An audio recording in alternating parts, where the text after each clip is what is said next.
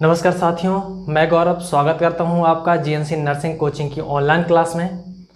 आज हमारी सीबीएस की नेक्स्ट क्लास है और हम इस क्लास में पढ़ेंगे जो हार्ट से जो ब्रांच निकलती है, यानी हार्ट से लेकर के किसी भी टिश्यू तक, किसी भी सेल तक, किसी भी ऑर्गन तक कौन कौन सी ब्रांच से होकर ब्लड पहुंचता है, उसके बारे में आज हम पूरी डिटेल यहाँ पर पढ़ेंगे। सबसे पहले हम यहाँ पर बनाएंगे हार्ट। ये मान लीजिए अपना एक हार्ट हो गया और ये होगा right atrium, right ventricle, left atrium, left ventricle. और हमें पता है कि जो हमारा आयोटा है, आयोटा लेफ्ट वेंट्रिकल से निकलता है। हमारा जो आयोटा है ये हमारा आयोटा लेफ्ट वेंट्रिकल से निकलता है। यहाँ पर होता है aortic valve, aortic valve, aortic valve से होकर ये आयोटा निकलता है। आयोटा, ये आयोटा निकलता है। तो यहाँ पर होता क्या है, एक्चुअल में ये तो अपना रफली डायग्राम है, बट अपना जो हार्ट है वो फिस्ट शेप का है, फिस्ट शेप का।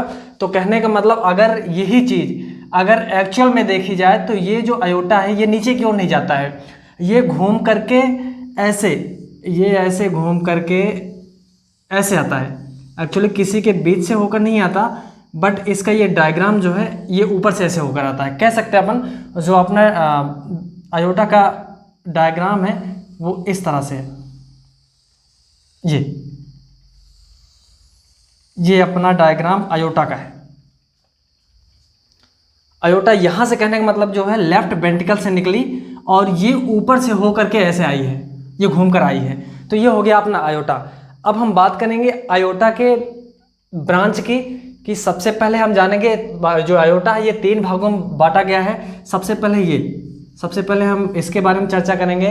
ये है हमारा, एक तो है सबसे पहले अपना है असेंडिंग आयोटा, उसके बाद आर्च ऑफ आयोटा, उसके बाद डिसेंडिंग आयोटा। तीनों के बारे में हम जानेंगे हम सबसे पहले। सबसे पहले हम जानेंगे ये जो पोर्शन है ये है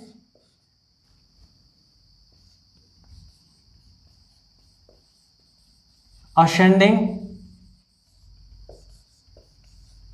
आयोटा, ये असेंडिंग आयोटा है। और दूसरा अपना आता है ये जो मुड़ाव है, ये जो घूमा हुआ है ये चीज, ये होता है arch of iota, arch of iota. सबसे पहले जो बढ़ता हुआ क्रम है इसे कहते हैं असेंडिंग आयोटा। यहाँ से आप देख सकते हैं, यहाँ से नीचे से ऊपर आता है, यानी अपना जो लेफ्ट वेंट्रिकल से है, लेफ्ट वेंट्रिकल से यहाँ पर मान लीजिए अपना है लेफ्ट वेंट्रिकल से क्या आयोटा निकला। आयोटा का जो पहला है जो ऊपर की ओर जा रहा है, यहाँ पर आप देख सकते हैं ये है असेंडिंग आयोटा। दूसरा जो यहाँ पर घुमावदार है, आयोटा में एक घुमावदार होता है उसे कहते हैं आर्च ऑफ आयोटा। तीसरा अपना होता है ये डिसेंडिंग आयोटा।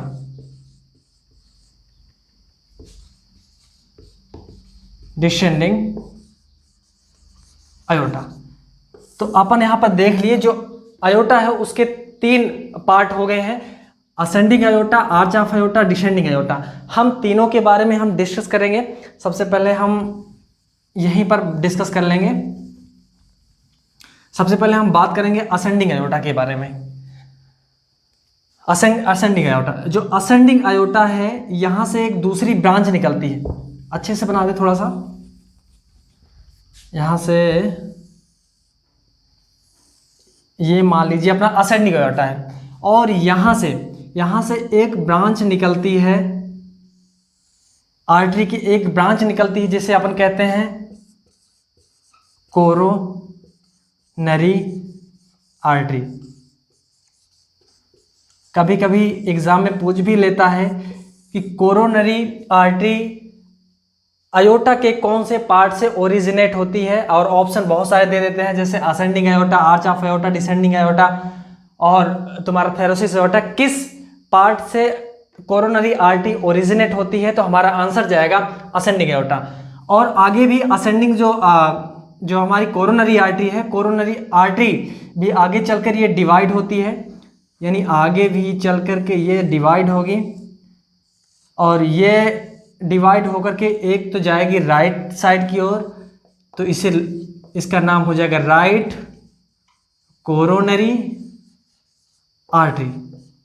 दूसरा होता है लेफ्ट कोरोनरी आर्टरी, यहाँ पर शॉर्ट में लिख दिया हूँ लेफ्ट कोरोनरी। अगर बात करें तो ये अपना रफली फिर से डायग्राम बना दे रहा हूँ हार्ट का, और ये जो राइट है, अगर ये देख रहे हैं अपन कि ये राइट साइड है हार्ट का, ये राइट होता है, ये लेफ्ट होता है, तो जो अपना राइट वाली है, यानी जो राइट कोरोनरी आर्टरी है, जो राइट कोरोनरी आर्टरी है, ये राइट साइड जा रही है, ये राइट साइड जा रही है, और फिर से ये जो राइट कोरोनरी आर्टरी है, फिर से ये फर्दर डिवाइड होती है। यानी अगर हम लाए यहाँ पर राइट साइड, तो मान लीजिए रफली डायग्राम है, समझने के लिए बता रहा हूँ कि जो राइट कोरोनरी आर्टरी है, ये राइट साइड अपनी गई, ये फिर से अलग अलग ब्रांच में डिवाइड होती हैं, ये बहुत सारे फिर से अलग अलग ब्रांच में डिवाइड होती हैं।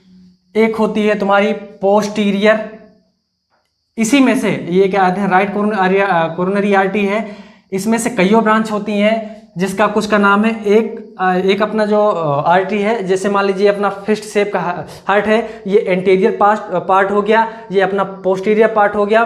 तो कुछ ऐसे ब्रांचेस हैं इसी क्या कहते हैं राइट कोरोनरी आर्टरी की, जो कि आगे भी सप्लाई करती है, पीछे भी सप्लाई करती है, और कुछ ऐसी हैं जो कि हार्ट के बगल, यानी अगर अपना ऐसा हार्ट इस शेप का है तो कुछ आगे भी करेगी, कुछ बगल भी करेगी, कुछ पीछे भी करेगी। तो जो बगल कर रही है उसका नाम रख देते हैं यहाँ पर right marginal artery, right marginal artery, ये राइट मार्जिनल आर्टरी है। और यहाँ पर पीछे की ओर जो इसी में से राइट कोरोनरी आर्टरी की जो ब्रांच है, जो इसी में से पीछे की ओर गई है, यानी हार्ट की जो पीछे की ओर सप्लाई कर रही है, वो होती है तुम्हारी राइट पोस्टीरियर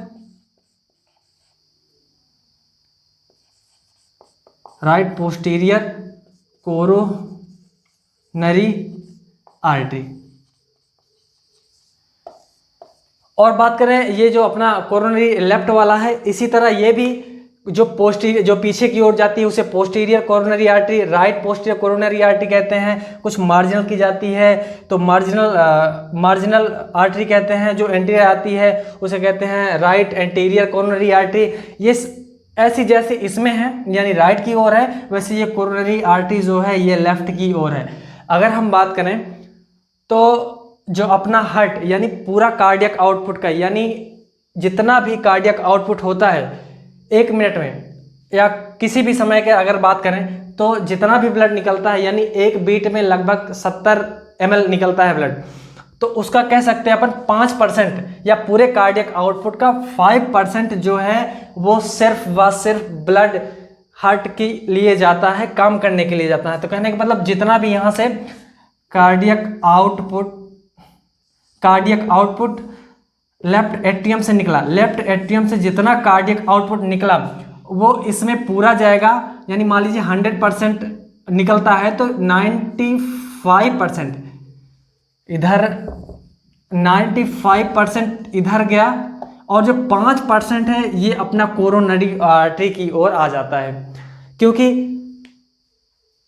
एक जनरेटर होता है वो करंट देता है यानी पावर सप्लाई देता है, लेकिन उसको भी चलने के लिए एनर्जी की ज़रूरत है। उसी तरह ये है अपना, यानी पंप क्या करती है, मोटर क्या करती है, मोटर पानी निकालने का काम करती है, उसका काम तो पानी निकालने का है, लेकिन उसको भी चलने के लिए किसकी ज़रूरत है, एनर्जी की ज़रूरत है। इसी तरह यहाँ पर 5% खुद जो फ्यूल है एज अ फ्यूल, ये जो कोरोनरी आर्टरी है ये 5% इसमें चलाता है, हार्ट के लिए चलाता है काम करने के लिए। और मोस्टली कोरोनरी आर्टरी, इसमें जो कोरोनरी आर्टरी है वो अपने हार्ट के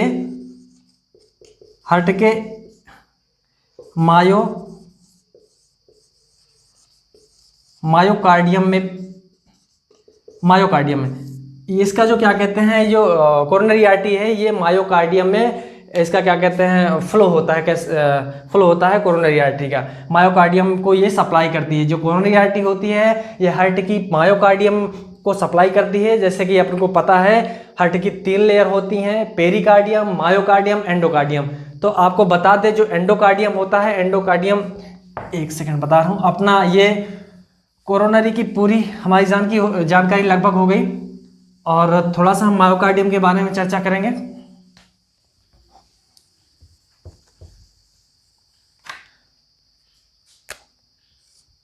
जो मायोकार्डियम है,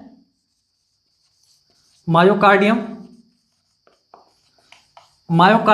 सप्लाई करती है कोरोनरी आर्टरी के द्वारा मायोकार्डियम तक ब्लड की सप्लाई होती है। अगर बात करें हम पेरिकार्डियम आगे हम डिस्कस करेंगे, फिर भी बता दे रहे हैं। यहां पर है पेरिकार्डियल आर्टरी, जो कि ये ब्रांच होती है। This is a branch of descending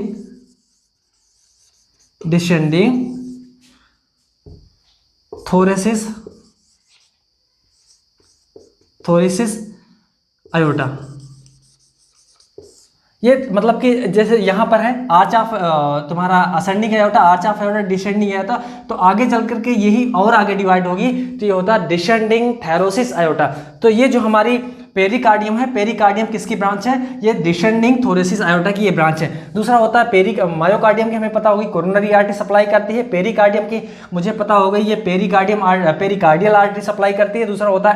तीसरा होता है एंडोकार्डियम। तीसरा कौन सा होता है, एंडोकार्डियम मुझे पता है, अपन सबको पता है, जैसे कि पिछले लेक्चर में बताया था। जो एंडोकार्डियम होती है सबसे नीचे की, यानी जो एंडोकार्डियम है सबसे नीचे की वाली होती है, सबसे इनर की होती है जो लेयर है। और इसमें ब्लड सप्लाई इसमें नहीं होती है। इसको जितनी खून की ज़रूरत होती है वो खुद ब खुद इसके कांटेक्ट में होते हुए ब्लड जब रन करता है तो जितनी ऑक्सीजन की ज़रूरत होती है, जितनी न्यूट्रिएंट्स की ज़रूरत होती है, इसके द्वारा ऑब्जर्व कर लिया जाता है। इसलिए इसके लिए कोई उसकी ज़रूरत नहीं है, इसीलिए यहाँ पर कोई अलग से ब्रांच नहीं है। 2 नंबर ये अपना तीनों हो गया। अब हम बात करते हैं अपना असेंडिंग की पूरी जानकारी हो गई। अब हम बात करते हैं जो अपना हार्ट होता है, अपन को पता है ये जल्द थकता क्यों नहीं है। जो अपना हार्ट है ये थकता क्यों नहीं है, तो इसके बारे में हम जानकारी लें। इसके बगैर हम बारे में जानकारी लें तो सबसे पहले बात करते हैं अपना एनर्जी लेने के लिए। यानी जब हम किसी भी काम को करते हैं तो सबसे पहले अपना मेटाबॉलिज्म अपने ग्लूकोज का होता है। किसका होता है, ग्लूकोज का होता है। लेकिन जानकारी के लिए बता दूं, जो अपना मायोकार्डियम है या कह सकते हैं अपन हार्ट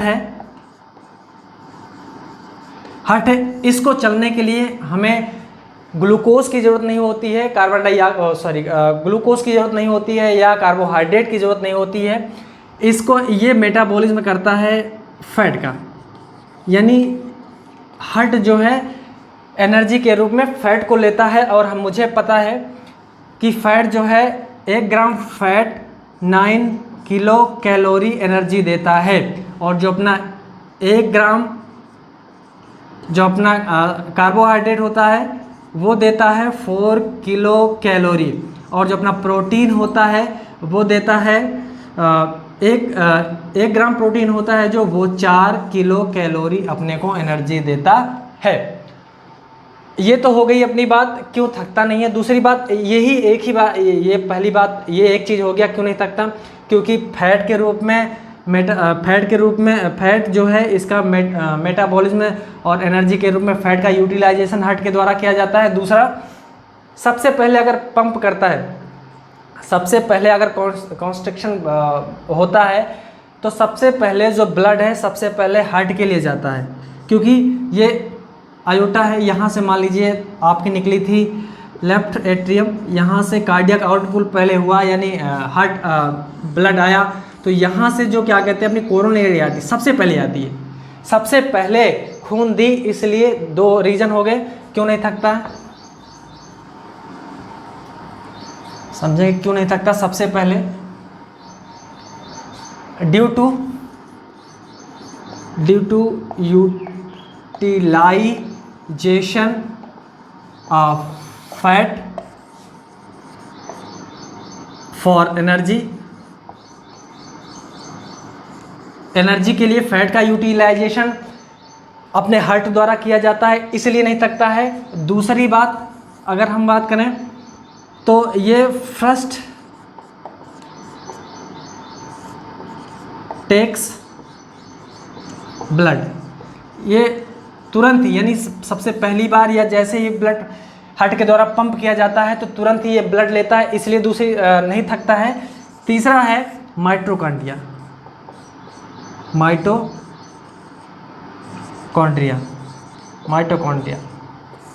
माइटोकॉन्ड्रिया कहने का मतलब है, तीसरा है माइटोकॉन्ड्रिया।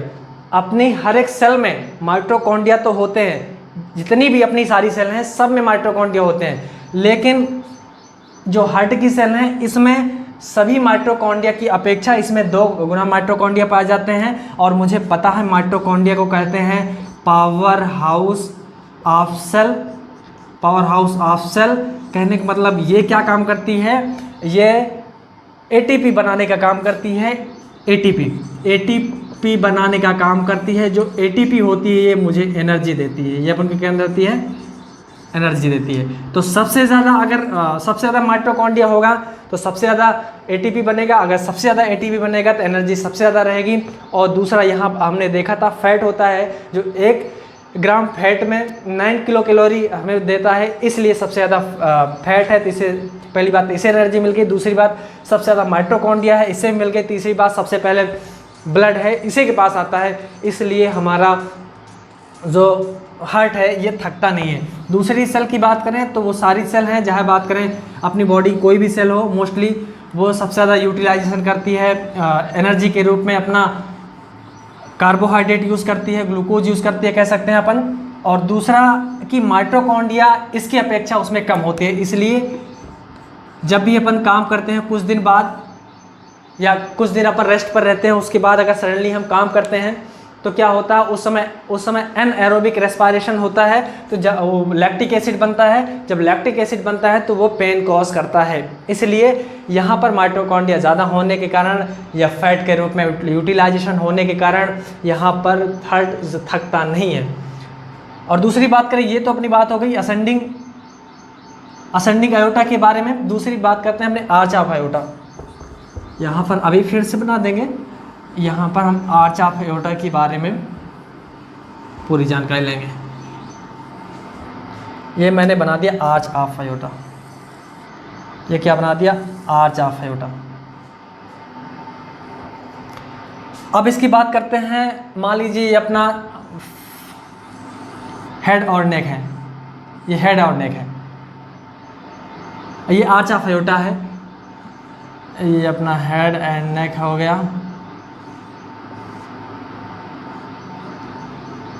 मोस्टली जो अपना आर्च ऑफ आयोटा है ये सप्लाई करता है अपने हेड, नेक और अपर लिम्ब को, अपर लिम्ब कह सकते हैं हैंड्स को, अपने हैंड्स को, हेड और नेक को, ये जो अपना आर्च ऑफ आयोटा है इसमें से निकली हुई ब्रांच सप्लाई करते हैं। अगर कायदे से पढ़ा जाए तो इसको हम 2 पार्ट में डिवाइड कर सकते हैं। अगर इसको वर्टिकली अगर इस तरह अगर इसको डिवाइड करें तो इसको अपन 2 पार्ट में डिवाइड कर सकते हैं। ये कह सकते हैं अपना राइट, ये कह सकते हैं अपना लेफ़्ट। और यहाँ से हम आसानी से पढ़ सकते हैं, यहाँ से एक आर्टरी निकलती है, एक आर्टरी यहाँ से निकलती है जिसका नाम है सबक्लेवियन आर्टरी। सबक्लेवियन जो आर्टरी है ये अपने हैंड्स को सप्लाई करती है। आगे हम फर्दर जब किसी भी पर्टिकुलर ऑर्गन के बारे में पढ़ने लगेंगे तो वहाँ पर हम पूरी जानकारी दे देंगे। इसके लिए बता भी देते हैं फिर से, ये जो सबक्लेवियन आर्टरी है आगे चल करके एक्सिलरी या यहाँ पर ब्रेकियल, फिर आगे चल करके अल्नर रेडियल। ये अल्नर रेडियल उसके बाद बहुत सारी ब्रांच में आगे टूटती हैं। इसके बारे में हम डिटेल में जब किसी भी पर्टिकुलर ऑर्गन के बारे में बात करने लगेंगे, लिम्ब के बारे में बात करने लगेंगे, उसमें पूरी जानकारी दे। अभी इतना ही समझें, आर्च ऑफ अयोटा से कितनी ब्रांच निकलती है। सबसे पहले निकली है सबक्लेवियन आर्टरी। सबक्लेवियन आर्टरी आगे फिर से डिवाइड होती है, एक्सिलरी आर्टरी, ब्रैकियल आर्टरी, बहुत सारी में निकलती है। दूसरी बात करते हैं, यहीं से एक आर्टरी निकलती है जिसका नाम है कॉमन कैरोटिड आर्टरी। पहला यहां से लिख सकते हैं लेफ्ट, क्योंकि ये कौन सा साइड है अपन यहाँ पर पहले ही बता चुका हूँ कि ये लेफ्ट साइड है, ये राइट साइड है, इसलिए कह सकते हैं इधर left common carotid artery, left subclavian artery, left कह सकते हैं। दूसरी बात करें, यहाँ पर भी अपन कह सकते हैं, जैसे यहाँ पर 2 है, यहाँ पर हम कह सकते हैं 2 निकली है, यहाँ पर ऐसे निकली है। यहाँ पर थोड़ा मॉडिफिकेशन है, बता दे रहा हूँ अभी। ये जो कॉमन कैरोटिड है ये तो हेड और नेक के लिए निकली है। दूसरा जो सबक्लेवियन है ये अपने अपर लिम्ब यानी हैंड के लिए निकली है। और दूसरी अगर हम राइट साइड की बात करें तो राइट साइड भी हम लिख सकते हैं राइट कॉमन कैरोटिड आर्टरी, और दूसरा अपना है इधर राइट सब क्लेवियन आर्टरी। दूसरा लेकिन क्या है, जो राइट साइड वाला है, राइट साइड का एक, ये तो अभी आप देख ही रहे हैं कि एक राइट कॉमन कैरोटिड आर्टरी है जो कि अपने हेड एंड नेक के लिए गई। फर्दर आगे ये भी डिवाइड होती है, ये एक्सटर्नल और इंटरनल में डिवाइड होती है। फर्दर आगे इसकी बहुत सारी ब्रांचेज हैं, आगे हम डिस्कस 1 बाय 1 करेंगे जब किसी पर्टिकुलर चीज़ को पढ़ने लगेंगे, ऑर्गन को पढ़ने लगेंगे। अभी इतना ही समझना है कि जो आर्च ऑफ अयोटा है इससे कितनी निकली है। तो यहाँ पर देख रहे हैं सबक्लेवियन आर्टरी यहाँ पर है और यहाँ पर कॉमन कैरोटिड है। ये पर्टिकुलर एक मोटी सी ब्रांच से जुड़ा हुआ है जिसका नाम है ब्रेकियोसिफेलिक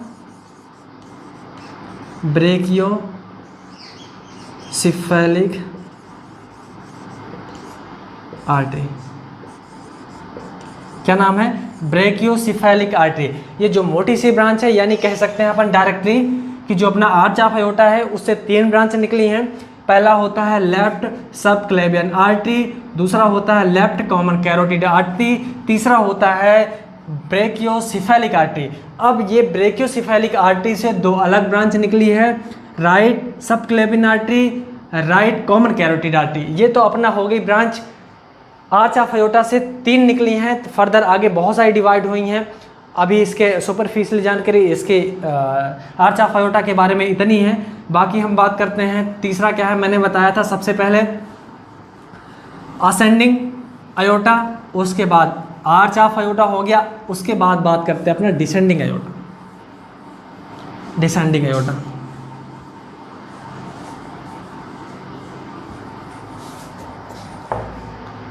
क्या है? Descending aorta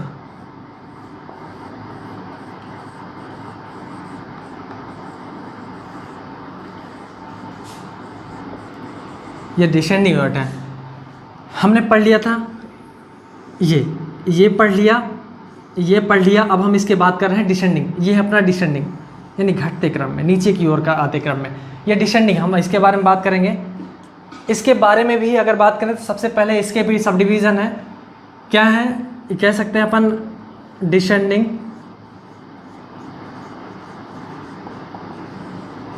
thoracic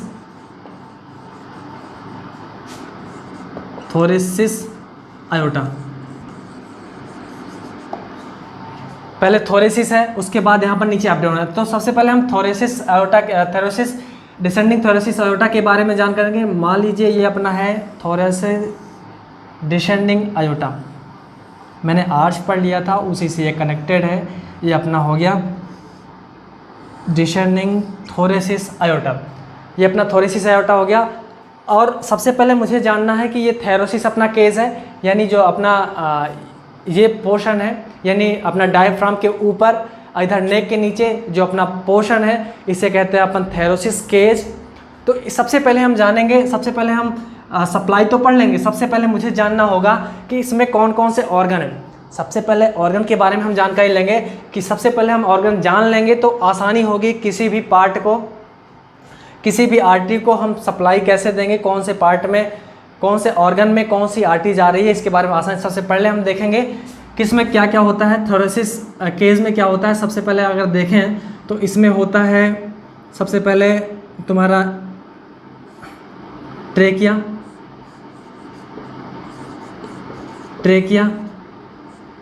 bronchi,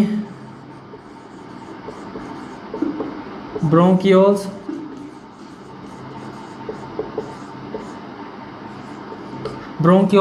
lungs, ये हो गए। और इसमें हो गया वर्टिब्रा, क्योंकि थैरोसिस वर्टिब्रा यहाँ भी है तो वर्टिब्रा इसमें शामिल कर रहे हैं। और यहाँ पर देख सकते हैं हार्ट है। और तीसरा यहाँ पर है डायफ्राम,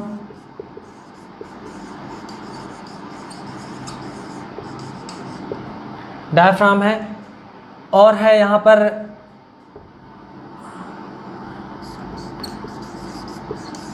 इंटरकास्टल मसल्स, ये सारी चीज़ें हैं। यहाँ पर कह सकते हैं अपना क्या है, ट्रेकिया है, ब्रोंकाई है, ब्रोंक्यूल्स है, लंग्स है, और वर्टिब्रा है, हार्ट है, डायफ्राम है, इंटरकॉस्टल मसल्स हैं। और यहाँ पर है एक है जिसे एसोफेगस। ये जो ऑर्गन के नाम लिखे हैं ये कहाँ पर हैं, ये अपने थैरोसिस केज में है, अपने थैरोसिस कैविटी में है। तो हम सबसे पहले ये जानेंगे, उसके बाद ही हम बता सकते हैं जो अपना डिसेंडिंग थैरोसिस अयोटा है उससे कौन कौन सी ब्रांच निकली है। तो सबसे पहले यहाँ से एक ब्रांच निकालेंगे, यहाँ से एक ब्रांच निकली हुई है जिसका नाम है इसोफेजियल आर्टरी, जो कि एसोफेगस के लिए गई है। देखो नाम से ही बड़ा इजी है, बहुत आसान है, थोड़ा सा दिमाग लगाना है। जो यहाँ से पहली आर्टरी निकली है इसे कहते हैं एसोफेगियल आर्टरी, और ये एसोफेगस को गई है। दूसरी यहीं से हम निकालते हैं जिसको, ये ऐसी ब्रांच है जिसको कहते हैं अपन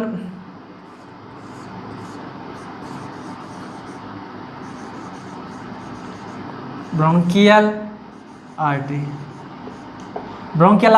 ये किसको सप्लाई करती है, यही आर्टरी ट्रेकिया को करती है, यही आर्टरी ब्रोंकाई को करती है, यही ब्रोंक्योल्स को कहती है, यही करती है लंग्स को। यानी कितनी हो गई, ये ब्रोंकियल आर्टरी है, ट्रेकिया को भी करती है, ब्रोंकाई भी करती है, और ब्रोंक्योल्स को भी करती है, लंग्स को भी यही ब्रोंकियल आर्टरी सप्लाई करती है।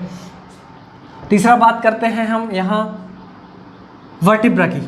वर्टिब्रा से यहाँ से तीसरी एक और निकलती है जिसे कहते हैं वर्टिब्रल आर्टरी।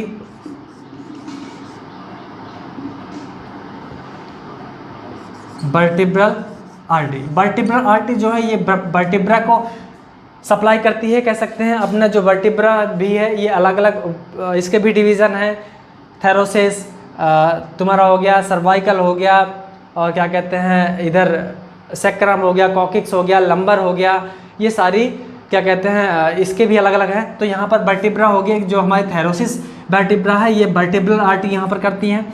और यहाँ पर एक और निकलती है इसके पहले मैंने थोड़ी सी चर्चा की थी। जो हार्ट होता है, हार्ट में मायोकार्डियम तो हो गया था और एंडोकार्डियम में कोई ज़रूरत थी नहीं। तीसरी बचती है सबसे ऊपर वाली जिसका नाम है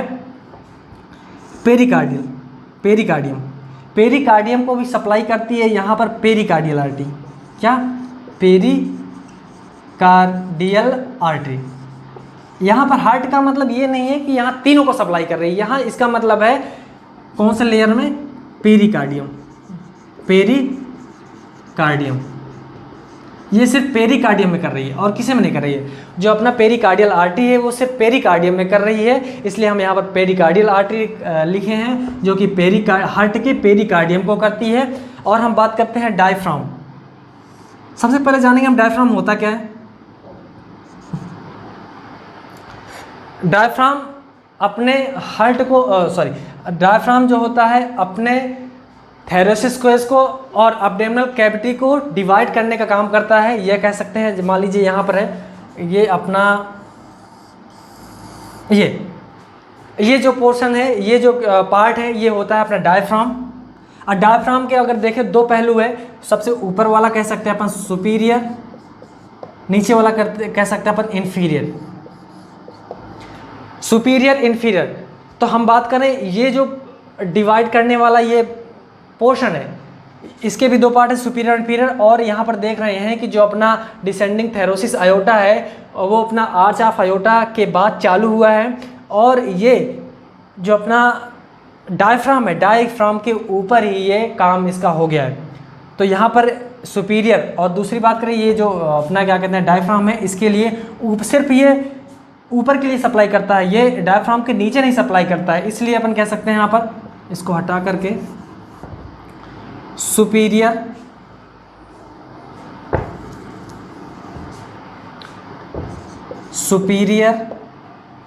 फ्रेनिक आर्टरी,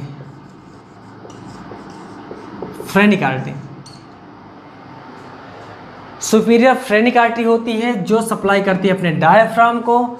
और नेक्स्ट अपना सबसे लास्ट का आता है इंटरकॉस्टल मसल्स। तो यहाँ पर इंटरकॉस्टल मसल सबसे पहले क्या होती है सबसे पहले हम जानेंगे। इंटरकॉस्टल जो मसल्स होती है, जो अपने रिब्स हैं, रिब के बीच में जो खाली जगह है वहाँ पर मसल्स भरी होती हैं, वहाँ पर मसल्स होती हैं। उस मसल्स को भी ब्लड सप्लाई की ज़रूरत होती है चलने के लिए। तो वहाँ पर एक आर्टरी गई है जिसका नाम है इंटरकॉस्टल आर्टरी। यहाँ पर कह सकते हैं इंटरकॉस्टल आर्टरी, जो किसको गई है, इंटरकॉस्टल मसल्स को सप्लाई करती है। ये तो अपनी बात हो गई डिसेंडिंग आयोटा के डिसेंडिंग आयोटा में डिसेंडिंग थैरोसिस आयोटा के बारे में, ये पूरी जानकारी हो गई। अब हम बात करते हैं नेक्स्ट, एक बार फिर से देखा डिसेंडिंग थोरेसिस जो आयोटा है, इसमें सबसे पहले ऑर्गन के बारे में जानकारी लेंगे। एसोफेगस है, ट्रेकिया है, ब्रोंकाई है, ब्रोंक्यूल्स है, लंग्स है, वर्टिब्रा है, हार्ट है, डायफ्राम है, इंटरकॉस्टल मसल्स है। तो सबसे पहले देखेंगे सबके नाम के साथ ही लगभग मोस्टली है। एसोफेगल आर्टरी जो कि एसोफेगस को सप्लाई करती है, ब्रेकियल आर्टरी ये चार को करती है, ट्रेकियो करती है, ब्रोंकाई करती है, ब्रोंक्योस करती है, लंग्स करती है। वर्टिब्रल आर्टरी है जो ये वर्टिब्रा करती है। पेरिकार्डियल आर्टरी है, मैंने इसके पहले मायोकार्डियम के बारे में बात कर लिया था, इसको कोरोनरी करती है। लेकिन जो पेरिकार्डियल आर्टरी है हार्ट के पेरिकार्डियम जो सुपरफिशियल सबसे ऊपर वाली लेयर है उसको करती है। सुपीरियर फ्रेनिक आर्टरी जो होती है ये डायफ्राम के सुपीरियर पार्ट को करती है। जो इंटरकॉस्टल आर्टरी है इंटरकॉस्टल मसल्स को करती है। ये अपनी इंफॉर्मेशन हो गई डिसेंडिंग थैरोसिस आयोटा के बारे में। अब हम सेकंड बात करते हैं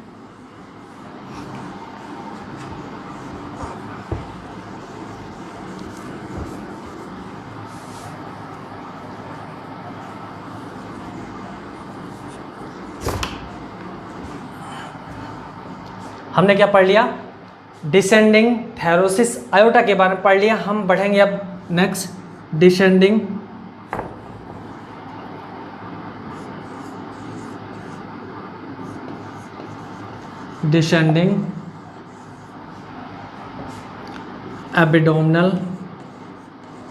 एब्डोमिनल आयोटा के बारे में। डिसेंडिंग एब्डोमिनल आयोटा के बारे में अब जानकारी लेंगे। अब होता क्या है इसमें, डिसेंडिंग एब्डोमिनल आयोटा के बारे में क्या हम जानकारी लेंगे।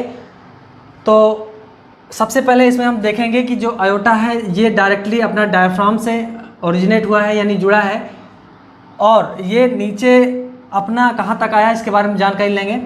सबसे पहले हम देखते हैं यहाँ पर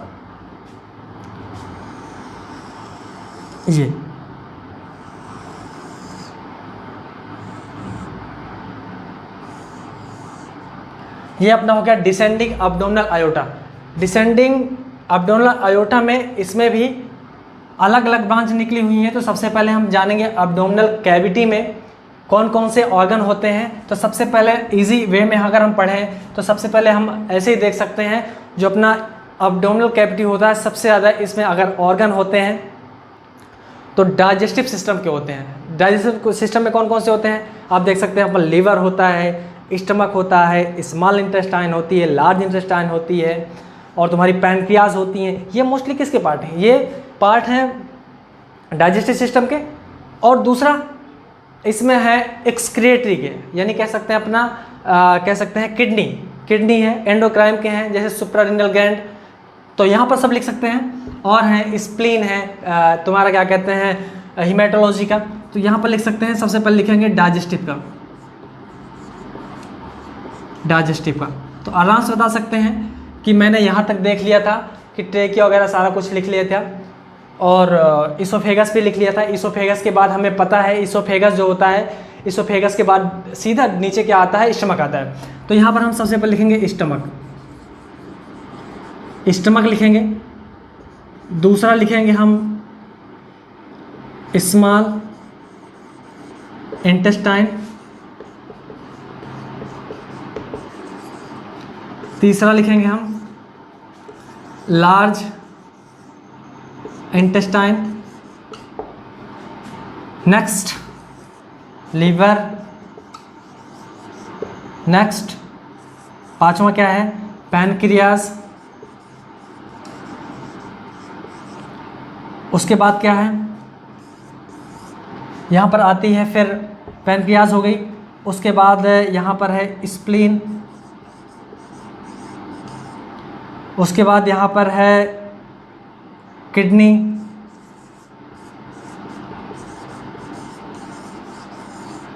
फिर क्या है? आठवां सुप्रारेनल।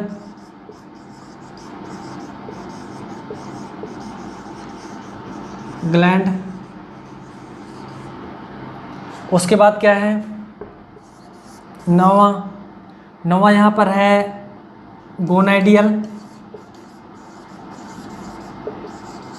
आर्टरी।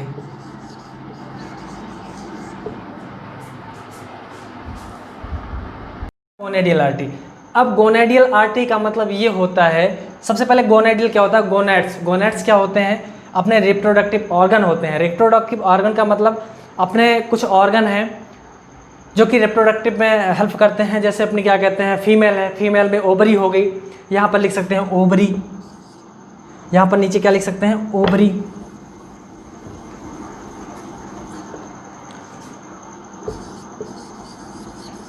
चलिए यहाँ पर लिख दे रहे हैं, अब अभी बाद में बता देंगे आगे।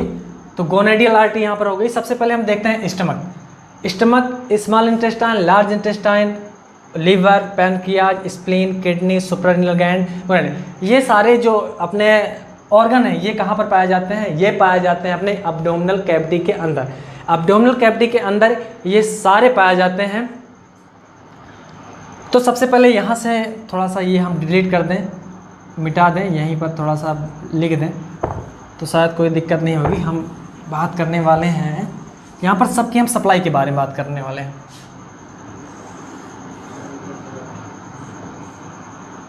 यहाँ पर हम सप्लाई के बारे में बात करने वाले हैं।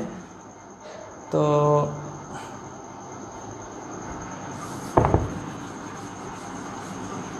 एक सेकंड, जो अपना स्टमक होता है इसके लिए एक आर्टरी निकलती है, गैस्ट्रिक आर्टरी। सबसे पहले यहाँ पर एक ट्रंक निकलती है, यानी एक बड़ी सी एक ब्रांच खुलती है यहाँ पर ऐसे। ये एक मान लीजिए एक ट्रंक हो गई जिसे कहते हैं हम सीलियक ट्रंक। सीलियक ट्रंक है, सीलियक ट्रंक से निकलती हैं सारी। तो यहाँ से ये ब्रांच हो गई और दूसरी ये ब्रांच हो गई जिसे गैस्ट्रिक आर्टरी कहते हैं अपन। ये निकलती है स्टमक के लिए और फिर यहीं से एक और निकलती है स्प्लीन के लिए। यहीं से एक और निकलती है स्प्लीन के लिए। अगर यहाँ से मैं बताऊँ स्प्लीनिक आर्टरी। ये सीलियक ट्रंक से, यानी सीलियक ट्रंक से 3 ब्रांच निकलती हैं, गैस्ट्रिक आर्टरी, स्प्लेनिक आर्टरी, और इधर आती है तुम्हारा लीवर के लिए आती है हिपैटिक आर्टरी।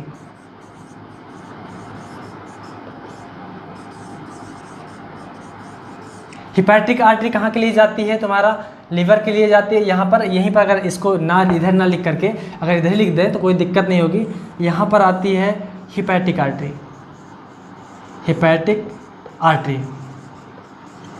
हिपैटिक आर्टरी कहाँ के लिए जाती है? लीवर के लिए जाती है। तो यानी gastric artery, splenic artery, hepatic artery, ये एक ट्रंक, एक बहुत बड़े ट्रंक से निकलती है, एक बहुत बड़ी ओपनिंग से निकलती है। ये ओपनिंग है ये सीधा कनेक्ट होती है अपने डिसेंडिंग अब्डोमिनल एओर्टा से, और इस ट्रंक से 3 ब्रांच अलग से निकलती हैं जिसे कहते हैं अपना गैस्ट्रिक आर्टरी, स्प्लेनिक आर्टरी और हिपैटिक आर्टरी। अब यहाँ पर देख सकते हैं कि जो अपनी तीनों ब्रांच हो गई ये एक ही से निकली है, और दूसरी अब यहाँ से एक और निकलती है जिसको कहते हैं अपन सुपीरियर मेजेंट्रिक आर्टरी। जो सुपीरियर मेजेंट्रिक आर्टरी होती है ये स्मॉल इंटेस्टाइन के लिए जाती है, और जो इन्फीरियर मेजेंट्रिक आर्टरी होती है, इन्फीरियर मेजेंट्रिक आर्टरी, जो इन्फीरियर मेजेंट्रिक आर्टरी होती है ये जाती है अपना लार्ज इंटेस्टाइन के लिए जाती है। देखो क्या हो गया, superior mesenteric artery, superior mesenteric artery, small intestine. Superior क्यों लिखा गया है? क्योंकि जो स्मॉल इंटेस्टाइन है, ऐसा कोई लॉजिक नहीं है, लेकिन समझाने के लिए या बताने के लिए इतना कह सकते हैं। सुपीरियर इसलिए कहा जाता है क्योंकि जो स्मॉल इंटेस्टाइन होती है इसका जो लंबाई होती है, लंबाई काफ़ी बड़ी होती है, लगभग 6 मीटर तक होती है, इसीलिए इसको सुपर रखा गया है, यानी इसको बड़े लेवल पर रखा गया है। इसलिए इसको जो सप्लाई करती है सुपीरियर मेजेंट्रिक आर्टरी करती है। जो इन्फीरियर मेजेंट्रिक आर्टरी है ये लार्ज इंटेस्टाइन को सप्लाई करती है, क्योंकि इसकी क्या कहते हैं जो लंबाई है ये छोटी है, इसलिए इसको छोटी वाली करती है, इन्फीरियर मेजेंट्रिक आर्टरी करती है। और तीसरा जो पैनक्रियाज है, नॉर्मली बात करें तो जो अपना स्प्लेनिक आर्टरी है, स्प्लेनिक आर्टरी की एक ब्रांच अलग से यहीं से एक निकलती है जो कि क्या कहते हैं पैनक्रियाज के लिए जाती है, जिसे पैनक्रियाटिक आर्टरी कहते हैं। लेकिन वो ब्रांच ये क्या कहते हैं स्प्लेन से निकलती है, इसलिए जो अपनी पैनक्रियाज होती है ये स्प्लेनिक आर्टरी से होकर निकलती है। और दूसरी बात करें यहाँ पर, तो ये अगर देखें तो ये था स्प्लेन हो गया। किडनी हो गया, किडनी यहाँ से निकलती है, किडनी के लिए एक अलग से निकलती है जिसे कहते हैं अपन रीनल आर्टरी। रीनल आर्टरी जो होती है ये अपनी किसके लिए करती है? अपनी किडनी के लिए करती है। और दूसरा सुप्रारीनल ग्लैंड हो गई। सुप्रारीनल ग्लैंड, यहाँ पर एक आर्टरी अलग से निकलती है जिसे कहते हैं सुप्रारीनल आर्टरी। ये गोनेडियल आर्टरी होगी। गोनेडियल आर्टरी में भी अगर बात करें मेल में अलग फीमेल में अलग, तो यहाँ पर लिख सकते हैं अपन कि एक ovary in female testis in male. Testis male में होता है, ओवरी फीमेल में होती है। तो यहाँ से बात करें फीमेल के लिए, यहाँ से निकलती है ओवेरियन आर्टरी। और यहाँ अगर मेल होता है तो मेल के लिए यहीं से निकलती है टेस्टिकुलर आर्टरी। कुछ नहीं है, बड़ा आसान है। अगर यहाँ पर देखें, यहाँ पर तो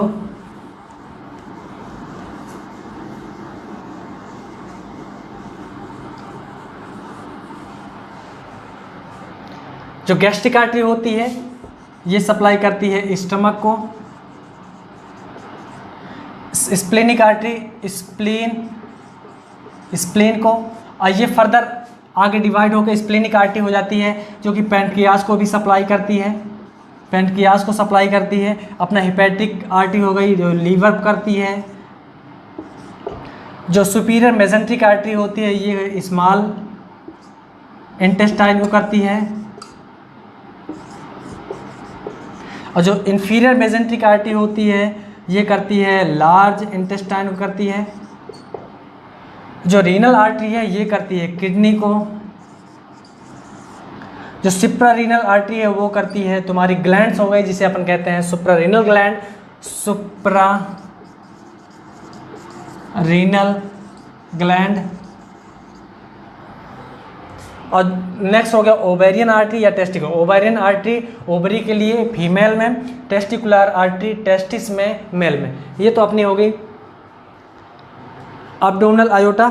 अब्डोमिनल आयोटा के जो क्या कहते हैं अब्डोमिनल में जितने सारे ऑर्गन हैं उस सब के लिए कौन कौन सी आर्टरी किस किस ऑर्गन के लिए मोस्टली सप्लाई करती है और ब्लड सप्लाई करती है, उसके लिए हम बात कर लिए। और हम आगे इसके बारे में बात कर रहे हैं।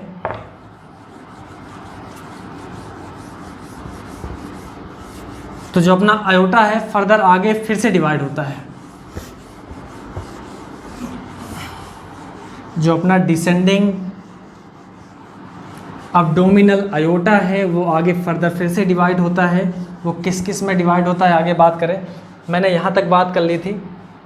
और इसमें एक और था जो फ्रेनिक यानी इन्फीरियर फ्रेनिक आर्टरी थी। इन्फीरियर मैंने एक चीज़ छोड़ दिया था, इन्फीरियर फ्रेनिक आर्टरी, जो कि इन्फीरियर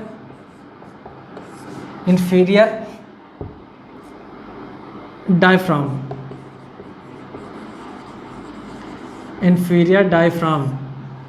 इन्फीरियर डायफ्राम को ये सप्लाई करती है। तो ये हो गया अपना। और आगे बात करते हैं, आगे जो अपना डिसेंडिंग अब्डोमिनल आयोटा था, यहाँ पर डिसेंडिंग आयोटा का डिसेंडिंग अब्डोमिनल,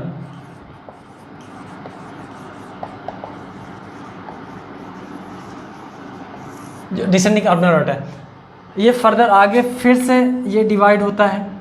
मान लीजिए ये अपना आयोटा था, यहाँ से फिर से डिवाइड होता है। अपने राइट और दो लिम्ब जो होते हैं, दो होते हैं, ये राइट लिम्ब एक लेफ्ट लिम्ब, तो दोनों के लिए अलग अलग डिवाइड होता है। यहाँ से ये अपना क्या था, ये था descending abdominal iota, descending abdominal iota था। अब यहाँ से फिर से ये अलग अलग ब्रांच में फिर से ये टूटा है, तो इसे कहते हैं अपन common left common iliac artery. इसे क्या कहेंगे अपन, राइट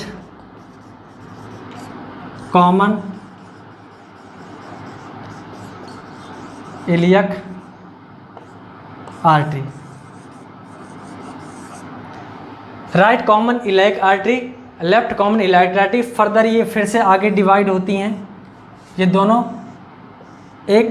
ओर से एक यहाँ से निकली, जो ये होती हैं ये सप्लाई करती हैं एक्सटर्नल जेनाइटल ऑर्गन को, एक्सटर्नल जेनाइटल ऑर्गन को,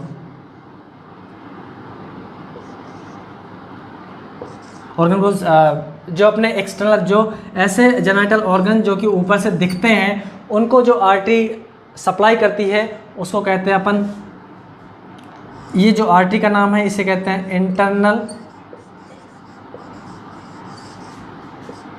इलियक आर्टरी।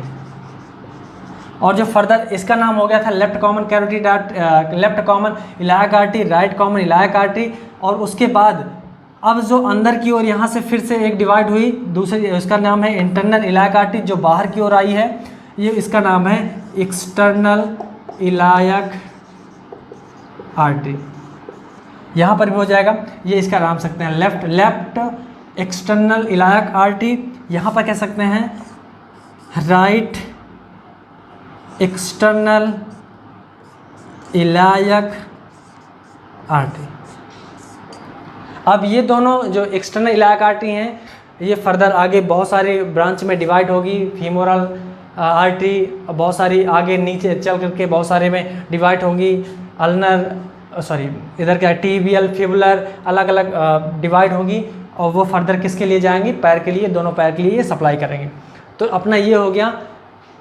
हम इसमें क्या सीखे, इसमें सीखे जितनी भी हार्ट से जो आयोटा निकला है, आयोटा की अलग अलग ब्रांच आगे कितने चल करके आगे किस में डिवाइड हुई हैं। जैसे अपना अगर बात करें तो आयोटा में ही सबसे पहले था अपना असेंडिंग आर्च, उसके बाद डिसेंडिंग में भी अलग अलग थे। सबसे पहले अपना आया थैरोसिस में देखे सबसे पहले ऑर्गन कितने थे, सभी ऑर्गन के लिए कौन कौन सी सप्लाई हुई, उसके बारे में हमने स्टडी की।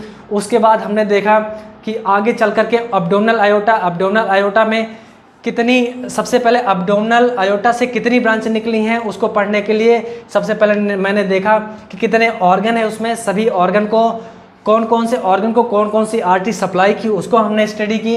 उसके बाद आगे फिर चल करके अब्डोमिनल आयोटा जो है वो फिर से सब डिवाइड हुई है, तो उसके बारे में पूरी जानकारी ली और सारी जानकारी यहाँ पर पूरी हुई। तो यानी कहने का मतलब हम सप्लाई तो कर दिए, हम नेक्स्ट वीडियो में हम बात करेंगे कि इसको अब सप्लाई तो कर दिए लेकिन अब नीचे से लाना भी है, तो लाने के लिए हम नेक्स्ट वीडियो में बात करेंगे।